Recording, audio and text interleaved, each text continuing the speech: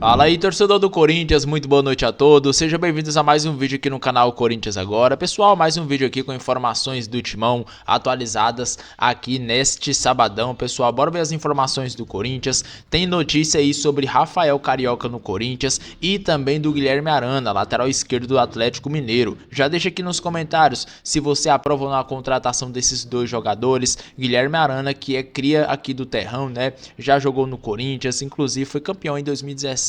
Comenta aqui, você aprova a contratação desses dois jogadores ou acha que o Corinthians não deve contratar eles? Deixa aqui abaixo a sua opinião. Agora, sem mais delongas, bora pro vídeo, pessoal. Bora fechar o vídeo para falar sobre Rafael Carioca. Certamente você se lembra dele.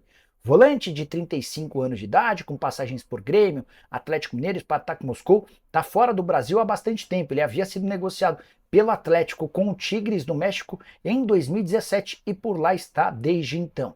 O contrato do Rafael Carioca se encerra em dezembro desse ano, mas uma página que cobre o futebol mexicano chamada Liga MX Brasil afirma que ele vai rescindir seu contrato nos próximos dias e desembarca na semana que vem no Brasil para definir seu novo clube. Rafael Carioca, que já foi alvo de vários times brasileiros. O Grêmio, o Atlético Mineiro e o Corinthians foram aqueles que mais demonstraram intenção de contratá-lo nos últimos tempos. Corinthians, que tem o técnico Ramon Dias, insistindo por um volante. Resta saber se o Rafael Carioca, com 35 anos de idade, segue nos planos corintianos. Há enorme dificuldade financeira. O presidente Augusto Melo deu uma entrevista nessa sexta-feira afirmando que não há R$1 em caixa nesse momento. Você deve estar se perguntando sobre a fase momentânea do Rafael Carioca lá no México, certo? Temporada atual de 18 jogos e uma assistência. Esteve como reserva na partida dessa sexta-feira. Seu último jogo antes desse confronto havia sido no início do mês de dezembro. Só para fechar sobre o Corinthians, Timão, que estreou no Campeonato Paulista vencendo o Red Bull Bragantino fora de casa por 2-1, largando com o pé direito nessa temporada, assim como fechou a temporada passada. E falando de Corinthians, a gente vai trazer de novo aqui o Thiago Salazar agora para falar sobre reforços, porque ele prometeu que ia falar sobre isso. Volta aqui, Salazar. Parece que o Ramon Dias e o Memphis Depay deram uma declaração sobre isso. Confirma? E é sempre bom, né, Marina, quando a gente questiona ali no caso os responsáveis ali, o técnico e o auxiliar sobre uma questão que a gente vem abordando aqui no Gazeta Esportiva, tem explicado para o torcedor os motivos, mas ontem a gente questionou para ter na boca do técnico do Corinthians e do auxiliar Emiliano Dias motivo pelo qual o Corinthians não conseguiu ainda contratar ninguém, não tentou contratar ninguém. E para quais posições o Corinthians está interessado? O Emiliano até ficou desconfortável. Vamos dar uma olhada. En la mitad del torneo del año pasado hizo un esfuerzo enorme de traer 8 jugadores. ¿8? ¿Cuánto eran? ¿8? ¿9? 9 jugadores, un esfuerzo económico. Sabemos que podemos cambiar o que venga algún jugador si existe alguna venta o hay una creatividad para poderlos traer. Nós sempre vamos pedir, sempre vamos falar com Fabinho, sempre vamos iniciar aí a ele, vamos martelar a eles, mas entendemos também o momento do clube. Não, de posição não vamos falar por respeito ao grupo, desculpa. Olha, vou contar aqui para vocês. A pergunta sobre quais posições, eu falei, tudo bem, não vamos falar em nome, mas quais posições vocês estão de olho?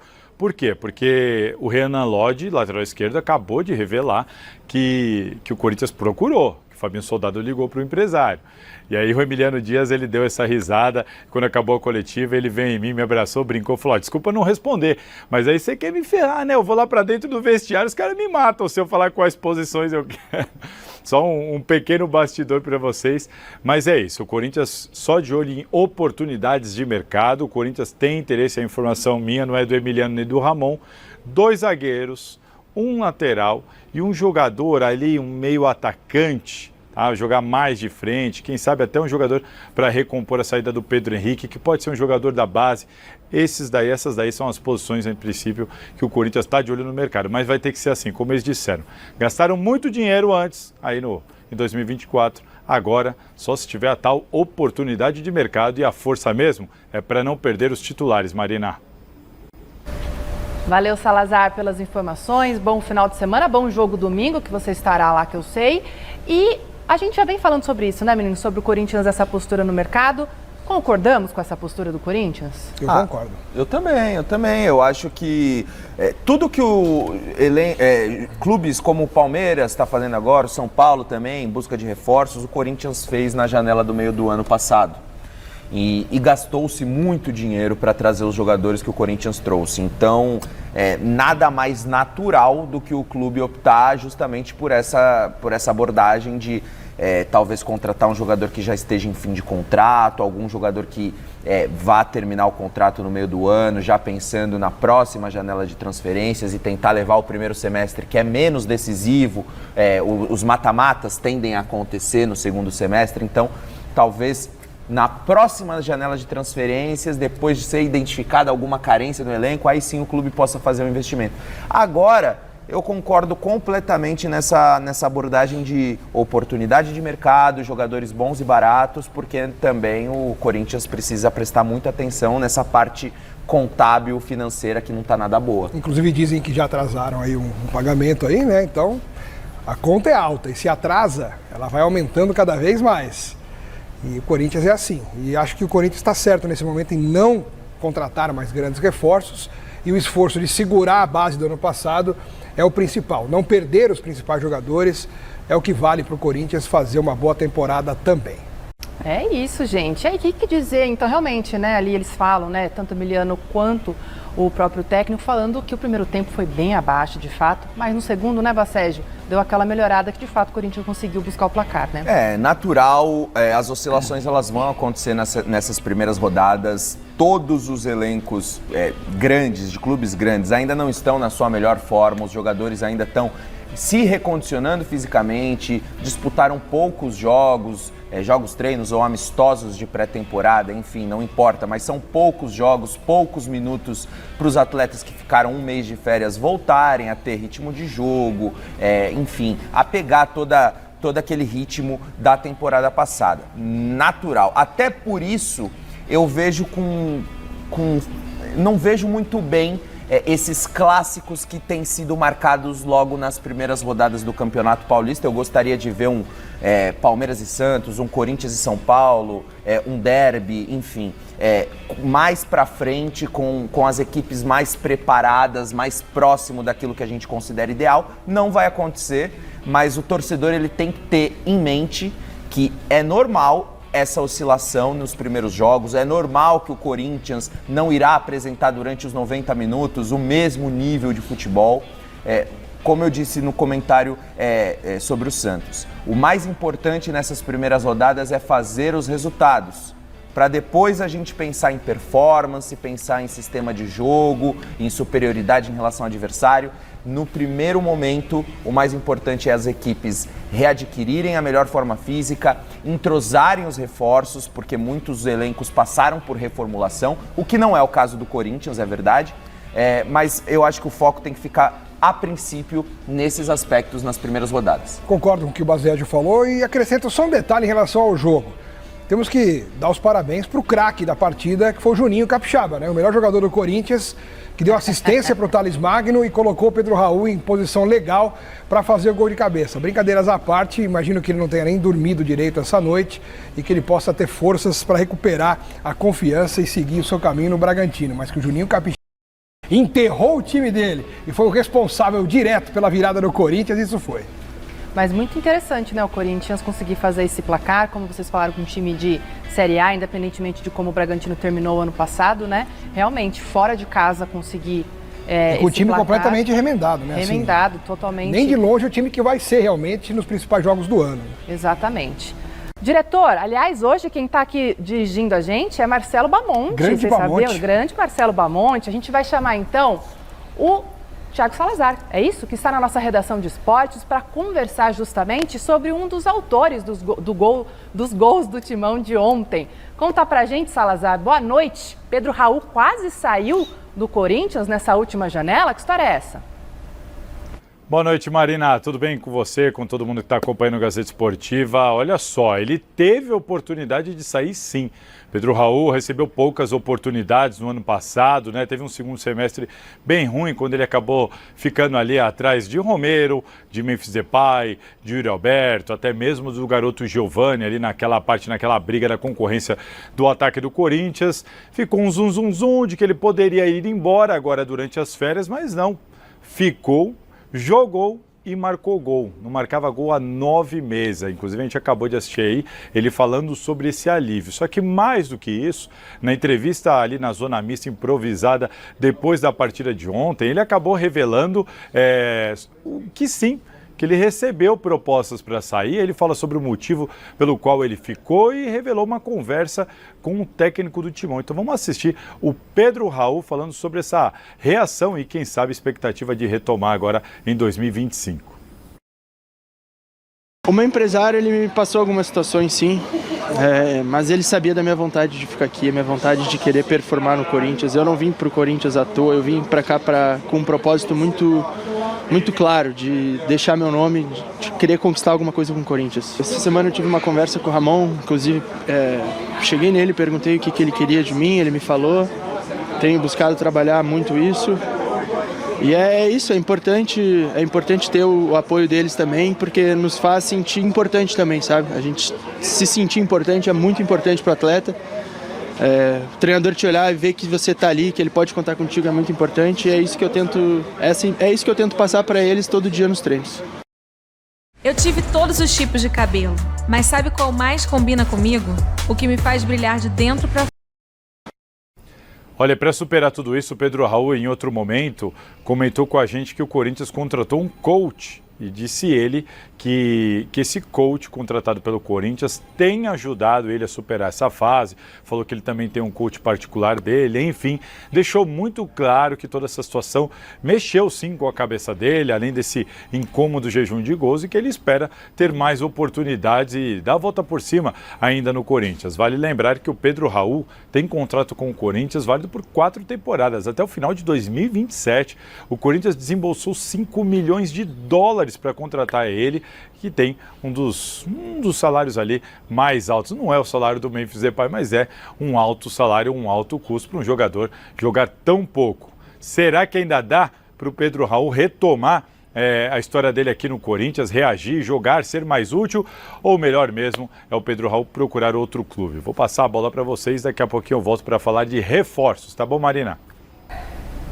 Valeu, Salazar. Até já, então. E eu passo a bola para vocês. E aí? Fica no Corinthians, ainda dá para construir essa história no Timão ou arruma as malas e vai para outro clube? Difícil, né? Eu entendo o lado dele, né? Depois de 9 meses voltar a marcar, é uma coisa que dá uma satisfação, um alívio, tira um caminhão das costas. Mas é um jogador que faz tempo que não consegue provar, né? E o Corinthians é um time muito difícil para você conseguir um espaço, conseguir ter sequência e assim... Teria que ser uma reviravolta muito grande. Apesar desse gol, eu acho que se o Pedro Raul conseguir alguma proposta para poder ter uma sequência maior, para poder ter mais tranquilidade para começar uma nova história, nem que for por empréstimo, porque o contrato dele é longo, né, 4 anos. Então se ele for emprestado para um outro time, jogar uma temporada, por que ele não pode voltar? Quantos jogadores em tantos clubes não passaram por isso? Chegaram, tiveram dificuldade, foram embora por empréstimo, depois voltaram e explodiram. O Rafael Veiga no Palmeiras foi um exemplo claro disso. Ele foi quase que mandado embora do Palmeiras, voltou e se tornou um dos jogadores mais decisivos da história do clube, né? Então é só uma pitadinha de um exemplo, mesmo sendo do Palmeiras, para falar do Pedro Raul. Não que ele seja do nível do Rafael Veiga na sua posição, mas é um centroavante que sabe fazer gol, assim, né? Não é um cara que não tem noção do que está fazendo ali. Então acho que se eu fosse ele, o empresário dele, a família dele, eu conversaria com o próprio Corinthians para tentar aproveitar até esse gol, já que ele se recoloca no mercado e na vitrine, para poder ser emprestado para algum lugar, porque eu duvido que ele no Corinthians vá ter tantas oportunidades assim quando os outros jogadores estiverem à disposição.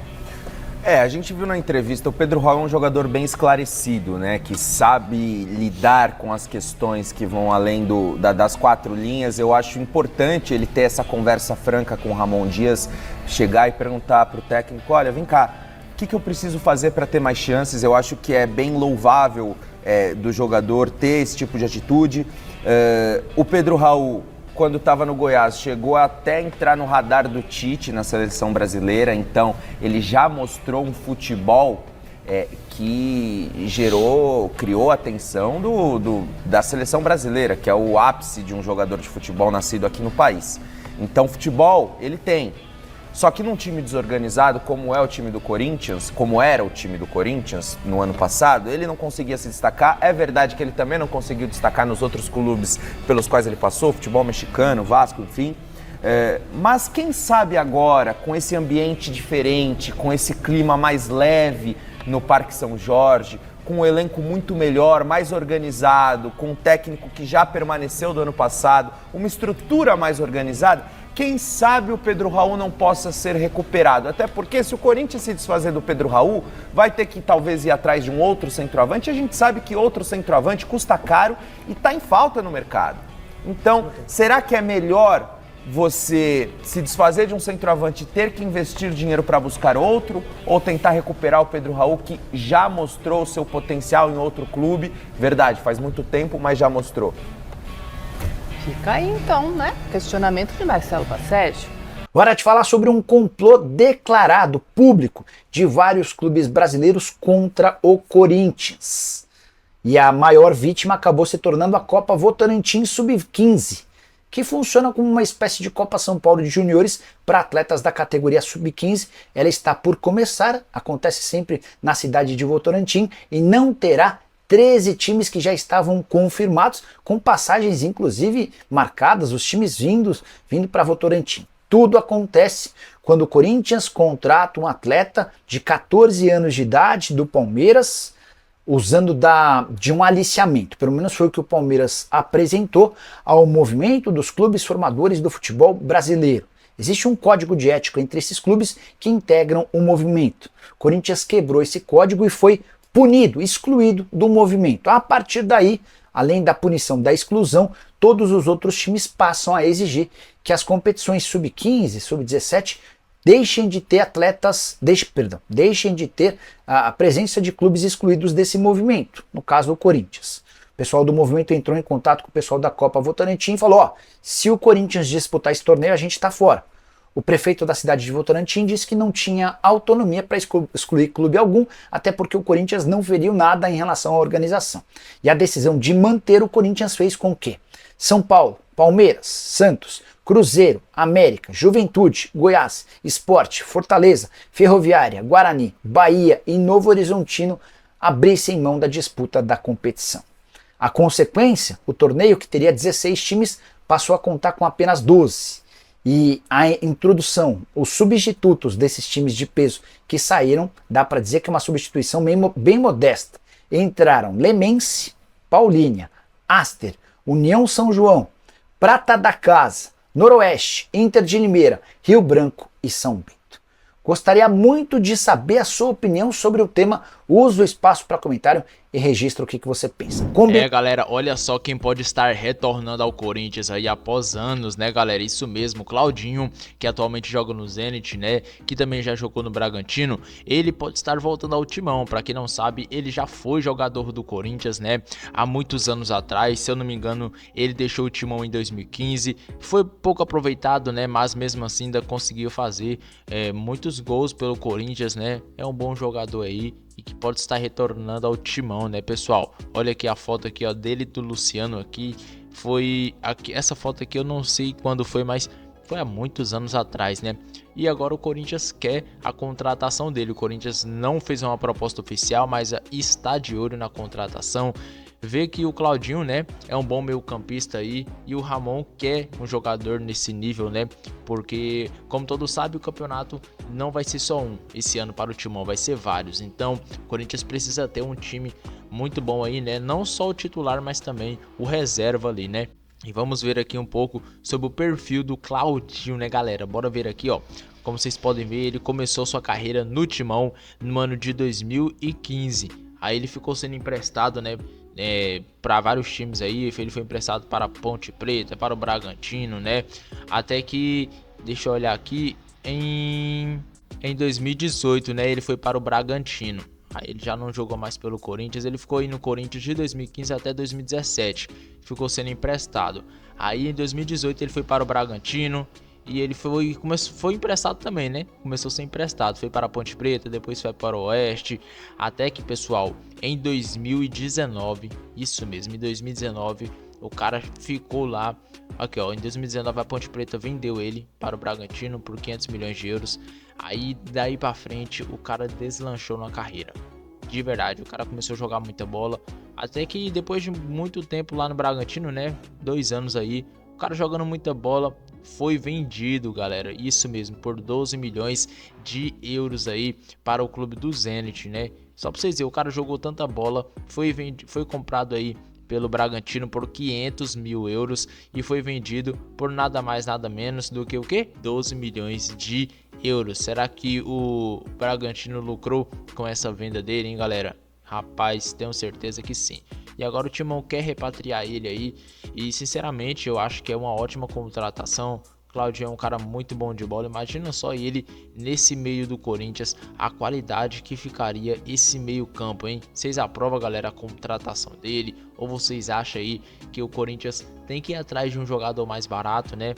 Dá pra todo mundo saber que ele não vai ser barato, não vai ser nada barato. Então eu acho que tem que tentar, velho, tem que tentar, nem que seja um empréstimo aí, porque o cara joga muita bola. Então vamos ver o que acontece aí. Eu acho que aqui no Corinthians ele daria muito certo. Imagina só ele, Rodrigo Garro, Carrídio. Que meio campo, hein, meus amigos? Que meio campo. Fora o Coronado ainda. Comenta aqui. Vocês acham que vale a pena a contratação dele? Eu acho que vale. Agora bora ver aqui os títulos que ele tem na carreira, né, pessoal? Deixa eu olhar aqui. Ele tem um bocadinho, hein, cara? Tem um bocadinho de títulos, vamos olhar aqui. Ele tem uma Olimpíadas em 2021 com o Brasil, uma Série B com o Bragantino, um Brasileirão com o Timão, uma Taça da Rússia com o Zenit e mais 6 campeonatos vencidos aqui com o clube russo, né? Além também de ser o melhor meio-campista do Brasileirão em 2020, ele também foi o artilheiro desse ano, né, com 18 gols do Brasileirão Série A. Comenta aqui, pessoal, vocês aprovam a contratação dele ou não? Deixa aqui a sua opinião abaixo, agora eu fico por aqui e até o próximo vídeo, fiel!